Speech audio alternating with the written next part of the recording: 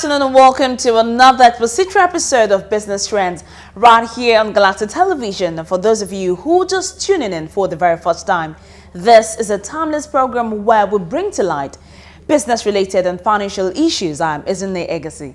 Stay tuned because we'll be right back after this short break. Don't go away. Welcome back. It's Business Trend, and our first story: Nigeria has retained Category 1 status in aviation. Minister of State for Aviation, Senator Hedi Sirika, expressed delight with Nigeria's retention of its Category 1 status after another audit in the industry. The retention followed a successful recertification audit conducted on the nation's aviation facilities by the United States Federal Aviation Administration. Details in a moment. The letter from the FAA Administrator, Dan Elwell, was formally conveyed to Sirika by the Director General of the Nigerian Civil Aviation Authority, NCAA, Captain Mutar Usman, in Lagos. I'm pleased to advise you that the hard work undertaken and completed by your government on the safety of the site system resulted in positive findings during our recent discussions. We therefore determined that Nigeria meets the requirements under the international oversight standards of the Chicago Convention and the annexes thereto. In consideration of the FAA's determination, based on the corrective actions taken by the Nigerian Civil Aviation Authority to date, the ISA category for Nigeria shall remain a Category 1. A team of auditors from the FAA had visited Nigeria to audit the safety status of the country's civil aviation industry in November 2017. Usman said Nigeria had attained Category 1 status in 2010 and also retained it in 2014 before the recent success. He said the NCAA relied on its staff to scale through the audit and also did not ask for extra budgetary provisions or borrows from the other sister agencies. So that goes to show that Nigeria Civil Aviation Authority has come of age. We didn't have to rely on external assistance, and we did it very well.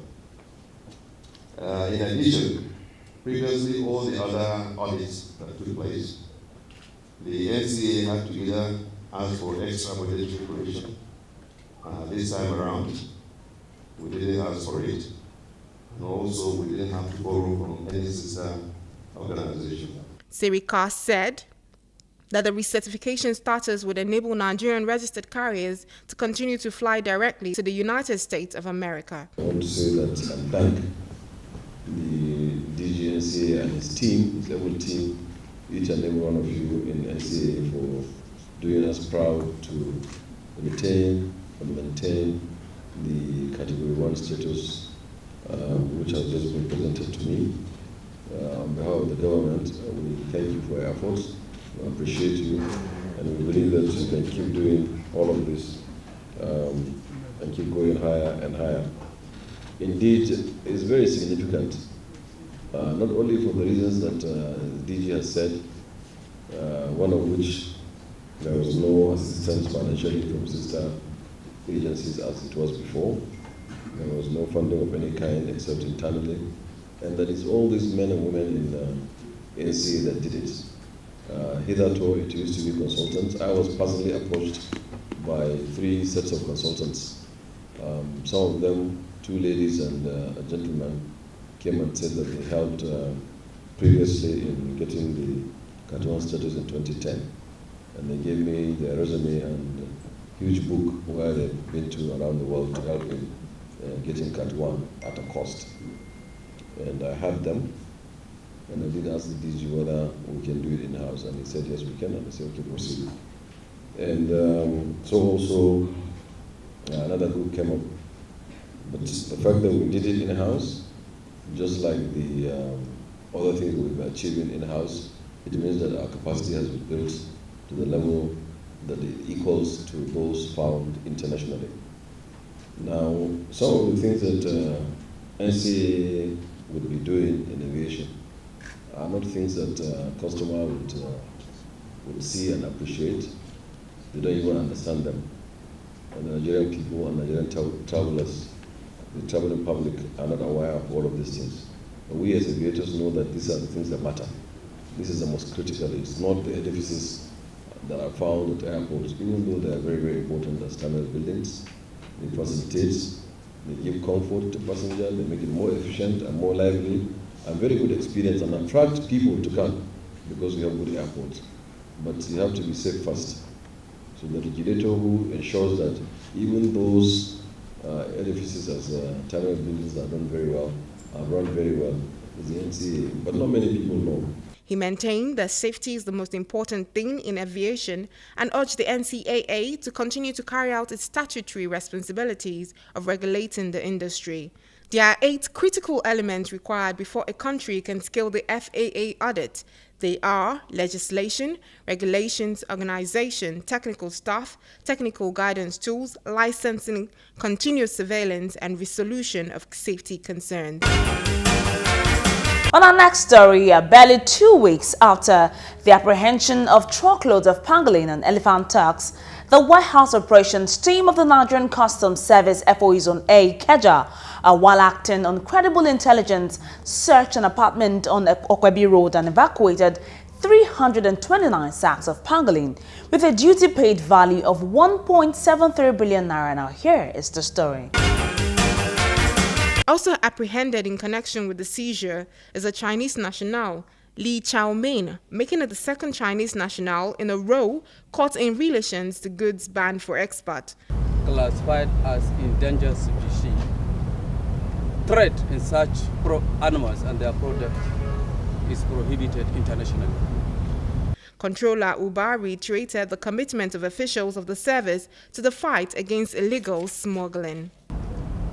When the journalist of the information was established, they were able to trace and located this consignment pangolin shells. As you can see, they are inside this vehicle. There are also another 329 sacks of pangolin shells. Pangolin shells, elephant tusk, like you know, they are wildlife animals classified as endangered species. Trade in such animals and their products is prohibited internationally. The suspect, Li Chaoming, claims he has documents to back the consignment and that it was after Cameroon's refusal to grant such permits that he allegedly got same from Nigerians. So if I get documents, it's illegal. Before I apply for the permit, I check www.cite.org, that site is headquarters, that website. I said there that's headquarters, all the Africa have a right to sign permit. So I go to here, I apply here. Also, I go to Cameroon to check if I can get or not. Cameroon refuse. Here, somebody told me can get. Found in Asia and Africa, pangolins are skilled, primarily nocturnal animals, which feed predominantly on ants and termites. The 8 species of pangolin range from vulnerable to critically endangered, with their meat and scales in high demand, especially in Asia. While you're watching Business Trends now, the Comptroller Niger Area Command of Nigeria's Customs Service, Benjamin Binga, on Wednesday said that command collected 146 million naira as internally generated revenue in February. Binga disclosed this in an interview with newsmen in Mina.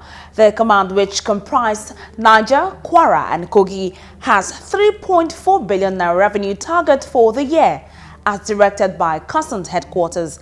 Binga said that the command had taken concrete working measures to ensure the realization of increased revenue. Let's hear more on this report. According to him, adequate security measures have been adopted by the command to block the smuggling of goods into the country through the area. The customs boss solicited the support of traditional rulers, especially those at border posts, in assisting officers manning the areas with relevant information to discourage smuggling. He also appealed for more working support from stakeholders, including members of the National Union of Road Transport Workers, NURTW, in sharing information on smugglers' activities. All right, now let's take a look at reactions on the review of the land use charge law. The Manufacturers Association of Nigeria has called on the Lagos State government to reverse its current increment of land use charges to ensure the survival of the manufacturing sector. Stay tuned for more. President of the association, Dr. Frank Jacobs, made the call in an interview with newsmen in Lagos. He lamented that the sudden rise in the land use charges in the state could lead to the collapse of the already burdened manufacturing sector. The Lagos state government had recently repealed its 2001 land use charge law and replaced it with a new land use charge law 2018 to increase its internally generated revenue and continue to expand its tax base. The state government had explained that the recent increase in the land use charge would provide more resources to the state to provide social services and infrastructure to the benefit of the general public. It also extended the period for the payment of all annual land use charge demand notices for 2018 to Saturday, April 14, 2018. This is to enable property owners and affected occupiers to take the option of enjoying the discounts available for the prompt and early payment of the land use charges. Jacobs said that the state government ought to have consulted widely before considering the implementation of the new charges law. Now, finally on the program, the Standard Organization of Nigeria says it has not relented in the efforts to eradicate the influx of substandard smuggled product into the Nigerian market. The SON team said this on the sidelines of the discovery of unhealthy pestes, flours and sugar, among others, in Lagos, which they say are harmful to consumers.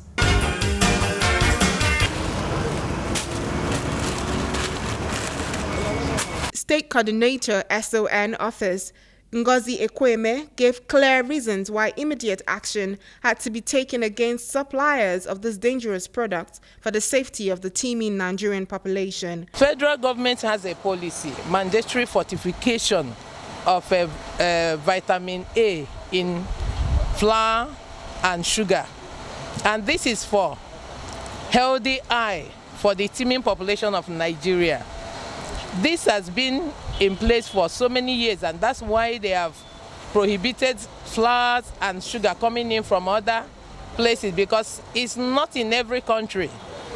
And without this fortification, children, adults, everybody partake in taking sugar and flour, and we continue having blindness in the country.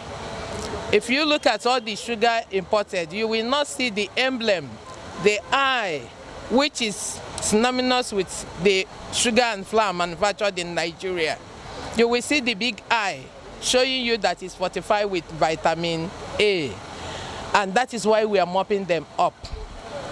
That is a mandatory policy of federal government. Sugar that is introduced into Nigerian market for sale must be fortified with vitamin A.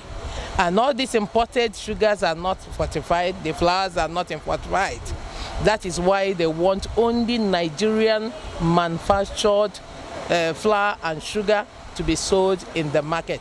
Even the flour that is used in producing this pasta, they are also fortified with vitamin A.